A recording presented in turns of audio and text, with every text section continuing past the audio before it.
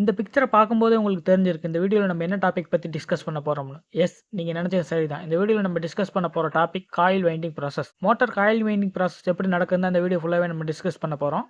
அதுக்கு முன்னாடி winding process என்னென்ன டைப்ஸ் இருக்குங்கிறது காமனாக பார்த்துடலாம். வைண்டிங் ப்ராசஸை பொறுத்தவரை மேனுவல் வைண்டிங், ஆட்டோமேட்டிக் வைண்டிங்னு ஜென்ரலாக 2 டாப்பிக்கில் பிரிச்சுக்கலாம். இந்த 2 டாப்பிக்கில் வைண்டிங் பண்ணக்கூடிய மெத்தட்ஸை பற்றி ஒரு 8 டைப்பாக சொல்லலாம். Flyer winding, toroidal winding, drum winding, bobbin winding, needle winding, linear winding, progressive winding, computer controlled winding. இந்த எல்லா வைண்டிங்க்குமே யூஸ் பண்ணக்கூடிய மெட்டீரியல்ஸாக இருக்கட்டும், இல்லை ப்ராசஸாக இருக்கட்டும், எல்லாமே ஒரே மாதிரி சேமாக தான் இருக்கும். ஆனால் நம்ம யூஸ் பண்ணக்கூடிய மெத்தட்ஸை பொறுத்து ஒன்றுக்கும் கொஞ்சம் டிஃப்ரென்ஸ் இருக்கும். அந்த டிஃப்ரென்ஸ்லாம் என்னென்னு பற்றி எல்லாத்துக்குமே தனித்தனியாக இன்னொரு வீடியோவில் நம்ம டிஸ்கஸ் பண்ணலாம். இப்போ இந்த வீடியோவில் வந்து வைண்டிங் ப்ராசஸ் எப்படி நடக்குங்கிறத பார்க்கலாம். சரி, ஃபஸ்ட்டு ப்ராசஸ் என்னென்னு பார்க்குறதுக்கு முன்னாடி என்னென்ன ரா மெட்டீரியல்ஸ்லாம் நம்ம யூஸ் பண்ணுறோம் அப்படிங்கிறத தெரிஞ்சுக்கலாம். ஃபஸ்ட்டு பார்த்தீங்கன்னா cleated stator, copper or aluminium wire, film paper, thermal overload protector, inner lead wire, outer lead wire, brazing ethyl alcohol plus distilled water, FG sleeve, nylon tie, thread and ஃபைனலாக varnish. Okay, இப்போ raw material என்னென்ன use பண்ணுறோம்னு தெரிஞ்சிருச்சு. Next அந்த ரா மெட்டீரியலுக்கு என்னென்ன requirement வேணும், அதை நம்ம எப்படி செலக்ட் பண்ணணும், அதுக்கு என்னென்ன பர்பஸ்க்காக அது யூஸ் பண்ணுறோம் அப்படிங்கிறத நம்ம டிஸ்கஸ் பண்ணலாம் கண்டினியூஸாக. பிகாஸ் நீங்கள் என்ன பர்பஸ்க்காக ரா மெட்டீரியல்ஸ் அந்த செலக்ட் பண்ணி நம்ம யூஸ் பண்ணுறோம்னு தெரிஞ்சுக்கிட்டிங்கன்னா உங்களுக்கு ப்ராசஸ் பார்க்கும்போது ரொம்பவே ஈஸியாக இருக்கும். ஃபஸ்ட்டு ரா மெட்டீரியல் என்னென்னு பார்த்தீங்கன்னா ஸ்டேட்டர். இந்த ஸ்டேட்டர் மேனுஃபேக்சர் பண்ணுறது ரொம்பவே இன்ட்ரெஸ்டிங்கான மெத்தட். அதை பற்றி இன்னொரு வீடியோவில் டீட்டெயிலாக டிஸ்கஸ் பண்ணுவோம். இப்போதைக்கு ஷார்ட்டாக ஒரு இன்ட்ரோடக்ஷன் மட்டும் பார்த்துக்கலாம்.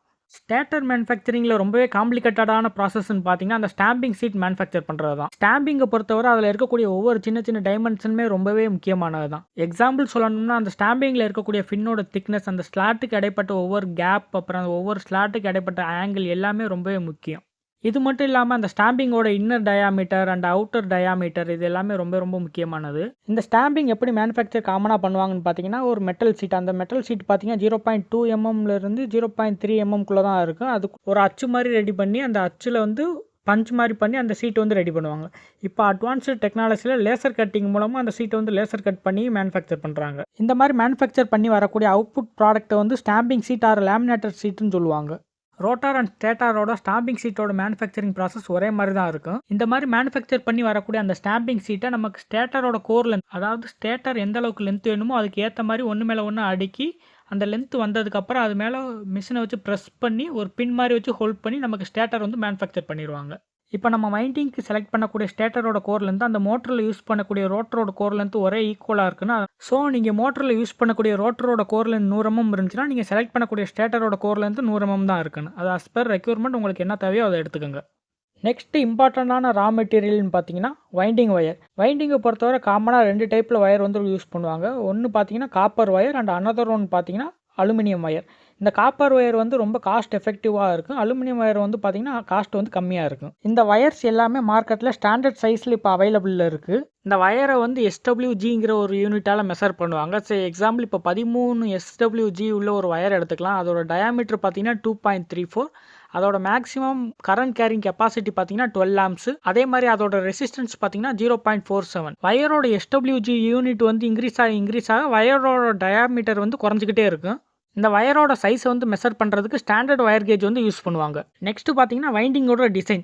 இப்போ நீங்கள் சிங்கிள் ஃபேஸ் எடுத்துக்கிட்டிங்கன்னா உங்களுக்கு main connection and auxiliary connection 2 connection வரும். அதுவே 3 ஃபேஸ் எடுத்துக்கிட்டிங்கன்னா உங்களுக்கு மெயின் கனெக்ஷன் மட்டும்தான் இருக்கும். வைண்டிங் ப்ராசஸ் அப்போ வயர் எப்படி செலக்ட் பண்ணணும், என்ன மாதிரியான வயர் மெயின் அண்ட் ஆக்சிலரி கனெக்ஷனுக்கு யூஸ் பண்ணணுங்கிறது கால்குலேட் பண்ணுறதுக்கு தனியாக ஃபார்முலாஸ்லாம் இருக்குது. அதோட பிச் கால்குலேஷன் எல்லாத்துக்கும் தனித்தனியாக ஃபார்முலாஸ்லாம் இருக்குது. அதை பற்றி இன்னொரு வீடியோவில் டீட்டெயிலாக டிஸ்கஸ் பண்ணுவோம். இப்போ இந்த வீடியோவில் ஒரு சிம்பிள் எக்ஸாம்பிள் பார்த்துடலாம்.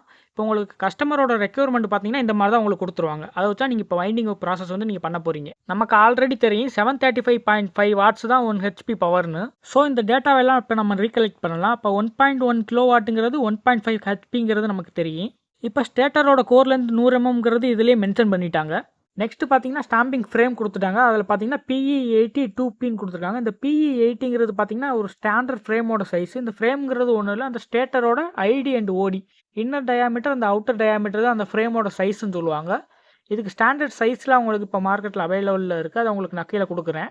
இப்போ நம்ம எடுத்துருக்கிற எக்ஸாம்பிளில் பார்த்தீங்கன்னா ஸ்டாம்பிங்கோட ஃப்ரேம் PE80 2Pன்னு கொடுத்துருக்காங்க. அப்போ இந்த PE80ங்கிறது 80 ஃப்ரேமை மென்ஷன் பண்ணி 80 ஃப்ரேமை பொறுத்தவரை உங்களுக்கு IEC ஸ்டாண்டர்ட் டைமென்ஷன் சார்ட்டில் பார்த்தீங்கன்னா அவுட்டர் டயாமீட்டர் வந்து 120 mm இருக்குது. அதே மாதிரி இன்னர் டயாமீட்டர் பார்த்தீங்கன்னா 65 mm இருக்குது. அதே மாதிரி நம்பர் ஆஃப் ஸ்லாட் பார்த்தீங்கன்னா 24லேருந்து 36 வரை இருக்குது.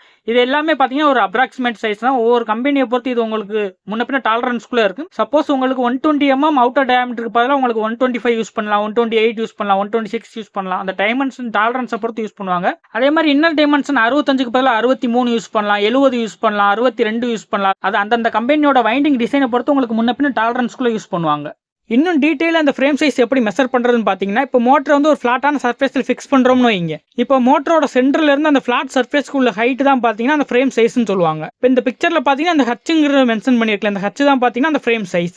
நெக்ஸ்ட் இதுலேயே பார்த்தீங்கன்னா PE82Pன்னு கொடுத்துருக்காங்க. இந்த 2Pங்கிறது பார்த்தீங்கன்னா 2 போல வந்து உங்களுக்கு மென்ஷன் பண்ணு.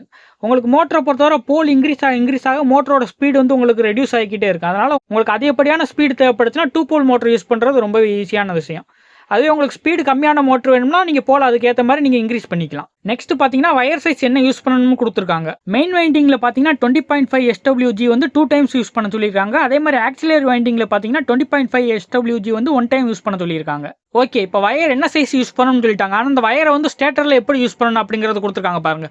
இந்த நம்பர் ஆஃப் டர்ன்ஸ்னு கொடுத்துருக்காங்க பாருங்க. அதில் பார்த்தீங்கன்னா ஃபர்ஸ்ட் வந்து இப்போ மெயினில் பார்த்தீங்கன்னா 28 டர்ன்ஸ் யூஸ் பண்ண சொல்லியிருக்காங்க first time, second time. Next பார்த்தீங்கன்னா 27 டர்ன்ஸ் யூஸ் பண்ண சொல்லியிருக்காங்க. அதே மாதிரி பார்த்தீங்கன்னா உங்களுக்கு வந்து ஆக்சிலரியில் பார்த்தீங்கன்னா 50 டர்ன்ஸ் யூஸ் பண்ணி சொல்லியிருக்காங்க. நெக்ஸ்ட் பார்த்தீங்கன்னா 49 டர்ன்ஸ் யூஸ் பண்ண சொல்லியிருக்காங்க. அது எந்த மாதிரி யூஸ் பண்ணணுங்கிறது மேலே வந்து பிச்சில் கொடுத்துருக்காங்க பாருங்க. அந்த 1:12, 1:10, 1:8, 1:6 எல்லாமே பார்த்தீங்கன்னா அதோட பிச்சு. அந்த ஸ்லாட் வந்து எவ்வளோ ஸ்லாட் நீங்கள் இதிலே கவுண்ட் பண்ணிக்கலாம். மொத்தமாக பார்த்தீங்கன்னா உங்களுக்கு 12+, 10+, 8+6 பார்த்தீங்கன்னா 36 ஸ்லாட்ஸ் இருக்குது. இதில் எந்தெந்த ஸ்லாட்டில் வந்து எத்தனை டர்ன்ஸ் வந்து வயர் யூஸ் பண்ணணும் அப்படிங்கிறத உங்களுக்கு மென்ஷன் பண்ணிட்டாங்க.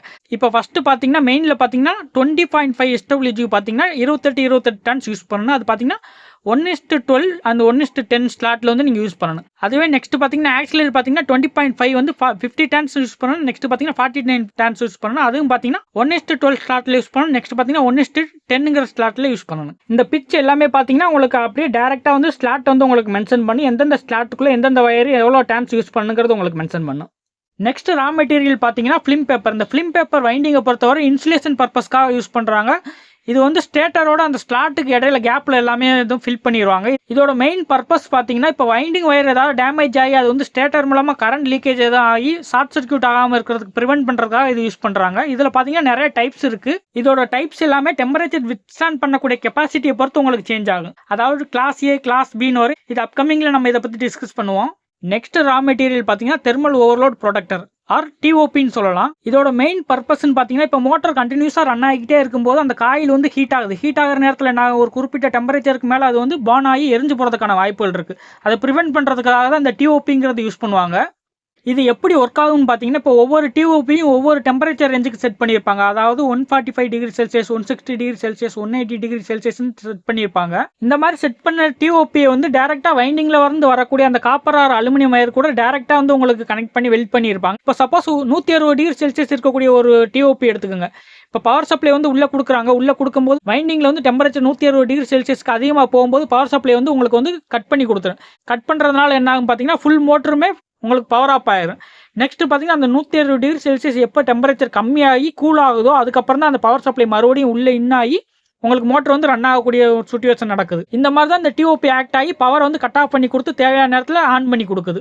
Next raw material inner lead wire. இந்த இன்னர் லீட் ஒயர் பார்த்தீங்கன்னா உங்களுக்கு ஒரு இன்சுலேஷன் டைப் ஒயர். இந்த ஒயர் வந்து டேரெக்டாக உள்ளே இருக்கிற வைண்டிங் ஒயர்ஸ் கூட வெல்ட் பண்ணி வெளியே உங்களுக்கு டெர்மினல் பாக்ஸ்க்கு அவுட்புட் கிடைக்கும். Next raw material outer lead wire. இந்த அவுட்டர் லீட் ஒயர் வந்து டெர்மினல் பாக்ஸ்லேருந்து உங்களுக்கு ஒயர் கனெக்ட் ஆகி வெளியே கஸ்டமர் யூஸ் பண்ணுற மாதிரி உங்களுக்கு வெளியே இருக்கும். Next raw material brazing ethyl alcohol plus distilled water. இப்போ நார்மலாக இருக்கிற இன்சுலேஷன் ஒயரில் உள்ள மேலே இன்சுலேஷன் ரிமூவ் பண்ணுறதுக்கு நம்ம வந்து wire cutter or wire stripper வந்து யூஸ் பண்ணுவோம். ஆனால் வைண்டிங் ஒயர்ஸ்க்கு அப்படி கிடையாது. மேலே இருக்க எனாமில் ரிமூவ் பண்ணுறதுக்கு இந்த பிரேசிங் எத்தில் ஆல்கஹால் நமக்கு வந்து யூஸ் பண்ணுவோம்.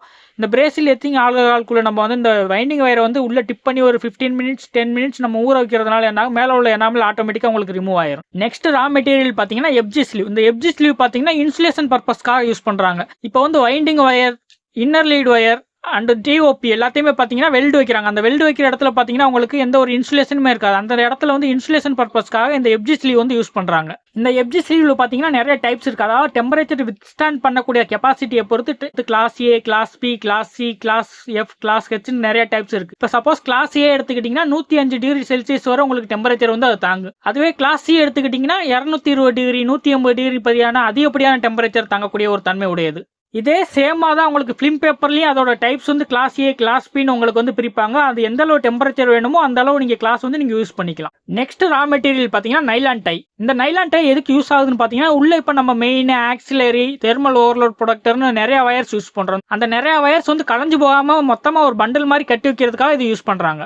Next raw material nylon thread. இதோட பர்பஸ் என்னன்னு பார்த்தீங்கன்னா, இப்போ ஸ்டேட்டருக்கு மேலே வந்து வைண்டிங் பண்ண வயர்ஸ் வந்து மேலே நிற்கி அந்த வைண்டிங் வயர்ஸை வந்து கட்டி வைக்கிறதுக்காக அதை யூஸ் பண்ணுவாங்க. சப்போஸ் அந்த வைண்டிங் வயர்ஸை கட்டி வச்சு அதோட ஹைட்டை கண்ட்ரோல் பண்ணாட்டா அது வந்து மேலே இருக்கிற அந்த மோட்டர் பாடியில் வந்து உங்களுக்கு வந்து டச் ஆகக்கூடிய வாய்ப்புகள் இருக்கு. இந்த மாதிரி ஓவர் ஹேங்கிங் இஷ்யூ தடுக்கிறதுக்காக இந்த நைலான் டை யூஸ் பண்ணி அதை கட்டி வைக்கிறாங்க. நெக்ஸ்ட் ரா மெட்டீரியல் பார்த்தீங்கன்னா வார்னிஷ். இந்த வார்னிஷ் பார்த்தீங்கன்னா நிறைய பர்பஸ்க்காக யூஸ் பண்ணுறாங்க. Electrical insulation, mechanical stability, moisture control வந்து பார்த்தீங்கன்னா தெர்மல் கண்டக்டிவிட்டிக்காக யூஸ் பண்ணுறாங்க. இப்போ ப்ராசஸ் எப்படி நடக்குதுன்னு உங்களுக்கு ஸ்டெப் பை ஸ்டெப்பாக நான் எக்ஸ்பிளைன் பண்ணிடுறேன். எக்ஸ்பிளைன் பண்ணி முடிக்கவும் உங்களுக்கு லாஸ்ட்டாக ப்ராசஸ் வீடியோ கொடுக்குறேன். அந்த வீடியோ பார்க்கும்போது உங்களுக்கு டீட்டெயிலாக அண்டர்ஸ்டாண்ட் ஆயிடும். ஃபர்ஸ்ட் ப்ராசஸ் என்னன்னு பார்த்தீங்கன்னா ஸ்லாட் செல் இன்சர்ட்டிங். இப்போ செலக்ட் பண்ண ஸ்டேட்டரில் அதில் உள்ள ஸ்லாட்டில் எல்லாத்துலேயும் நம்ம வந்து ஃபிலிம் பேப்பர் இன்சர்ட் பண்ண போகிறோம். இப்போ ஃபிலிம் பேப்பர் எல்லா ஸ்லாட்லையும் இன்சர்ட் பண்ணதுக்கப்புறம் நெக்ஸ்ட் ப்ராசஸ் பார்த்தீங்கன்னா காயில் ஃபார்மிங். நம்ம ஆல்ரெடி வைண்டிங் வயர் எப்படி செலக்ட் பண்ணி ஒவ்வொரு ஸ்லாட்லேயும் அந்த பிச்சுக்கு ஏற்ற மாதிரி வைண்டிங் வயர் சுற்றணும்னு பார்த்தோம். சேம் ப்ராசஸ் இப்போ அப்ளை பண்ணி ஒவ்வொரு ஸ்லாட்லேயும் வந்து வைண்டிங் வயர் வந்து அந்தந்த டேன்ஸுக்கு ஏற்ற மாதிரி நம்ம கொடுக்க போகிறோம். இப்போ வைண்டிங் வயர் எல்லாமே எல்லா ஸ்லாட்லையும் கரெக்டாக அந்தந்த பிச்சுக்கு ஏற்ற மாதிரி சுற்றினதுக்கப்புறம் பிரேசிங் அண்ட் சால்டரிங் ப்ராசஸ். இந்த ப்ராசஸில் வைண்டிங் வயர் மேலே உள்ள அந்த எனாமல் எல்லாமே ரிமூவ் பண்ணணும். எனாமல் ரிமூவ் பண்ணுறதுக்கு நம்ம brazing ethyl alcohol plus distilled water use பண்ணுவோம். எனாமல் ரிமூவ் பண்ணதுக்கப்புறம் நம்ம டிஓபி, இன்னர் லீட் வயர் அது எல்லாமே வைண்டிங் வயர் கூட சேர்த்து நம்ம கனெக்ட் பண்ணி அதுக்கப்புறம் நம்ம சால்டரிங் ப்ராசஸ் பண்ணுவோம். நெக்ஸ்ட் சால்டரிங் பண்ண இடத்துல இன்சுலேஷன் பர்பஸ்க்காக எப்ஜி ஸ்லீவ் வந்து இன்சர்ட் பண்ணுவோம். இப்போ தனித்தனியாக இருக்கிற எல்லா வயரையும் மொத்தமாக ஒரு பண்டில் மாதிரி கட்டுறதுக்கு நைலான் டை யூஸ் பண்ணுவோம். நைலான் டைஸ் யூஸ் பண்ணி வயர்ஸ்லாம் டைட்டாக கட்டி வச்சதுக்கு அப்புறம் ஸ்டேட்டருக்கு மேலே வைண்டிங் பண்ணப்பட்ட அந்த வயர்ஸ் எல்லாமே கரெக்டாக டைட்டாக இருக்கான்னு செக் பண்ணிட்டு அதோட ஓவர் ஹேங்கிங் எல்லாமே செக் பண்ணணும். ஸ்டேட்டர்லேருந்து வைண்டிங் வயர்ஸோட ஹைட் எல்லாம் செக் பண்ணி ஓவர் ஹேங்கிங்லாம் செக் பண்ணதுக்கப்புறம் லேசிங் ப்ராசஸ். இந்த ப்ராசஸில் ஸ்டேட்டருக்கு மேலே இருக்கக்கூடிய அந்த வைண்டிங் வயர்ஸ் எல்லாமே நல்லா டைட்டாக நைலான் த்ரெட் யூஸ் பண்ணி கட்டி வச்சிடணும். நெக்ஸ்ட் லூஸ் வயர் கனெக்ஷன் ஏதாவது இருக்கான்னு செக் பண்ணணும். அதே மாதிரி விசுவல் வைஸாக ஏதாவது டேமேஜ் ஆயிருக்கான்னு செக் பண்ணிக்கிறணும். Next inspection process. இந்த இன்ஸ்பெக்ஷன் ப்ராசஸில் வைண்டிங் வயர்ஸ் ஏதாவது டேமேஜ் ஆயிருக்கான்னு செக் பண்ணுறதுக்கு ஹை வோல்டேஜ் டெஸ்டர் மூலம் 1500 வோல்ட்ஸ் பவர் சப்ளை உள்ள கொடுக்கணும். இந்த மாதிரி 1500 வோல்ட் பவர் சப்ளை கொடுத்தா அந்த வயரோட கண்டினியூட்டி எல்லாம் செக் பண்ணதுக்கப்புறம் லாஸ்ட்டாக ஓமீட்டரை யூஸ் பண்ணி வயரோட ரெசிஸ்டன்ஸ் எல்லாமே செக் பண்ணணும். சப்போஸ் சிங்கிள் ஃபேஸ்னா மெயின் ஆக்சிலரி செக் பண்ணுவீங்க. 3 ஃபேஸ்னா உங்களுக்கு எல்லா கனெக்ஷனுக்குமே ஒரே ரெசிஸ்டன்ஸ் தான் இருக்கும். இப்போ high voltage test and resistant inspection எல்லாமே முடிஞ்சதுக்கப்புறம் வார்னிஷ் வந்து வைண்டிங் வயர்ஸ் மேலே அப்ளை பண்ணிவிட்டு ஓவனில் வச்சு காய வச்சிடணும். யூஸ் பண்ணுற வார்னிஷோட டென்சிட்டியை பொறுத்து காய வைக்கிற டைம் மற்றும் ஓவனில் வைக்கக்கூடிய டெம்பரேச்சர் ரேஞ்ச் கொஞ்சம் முன்ன பின்ன மாறும். லாஸ்ட்டாக ஓவன்லேருந்து வெளியே எடுத்து வார்னிஷ்லாம் கரெக்டாக அப்ளை ஆயிருக்கான்னு பார்த்தா நமக்கு அவுட்புட் வவுண்ட் வார்னிஷ் ஸ்டேட்டர் வந்து ரெடி ஆயிரும். நெக்ஸ்ட் இந்த ஸ்டேட்டரை வந்து நம்ம அசம்பிள் பண்ணுறதுக்கு யூஸ் பண்ணிக்கலாம். இப்போ நான் வந்து உங்களுக்கு வீடியோ வந்து அட்டாச் பண்ணுறேன். அந்த வீடியோ பாருங்கள். இப்போ நம்ம எக்ஸ்பிளைன் பண்ணதுக்கு அந்த வீடியோக்கும் கரெக்டாக உங்களுக்கு அண்டர்ஸ்டாண்ட் ஆகுதான்னு பாருங்கள்.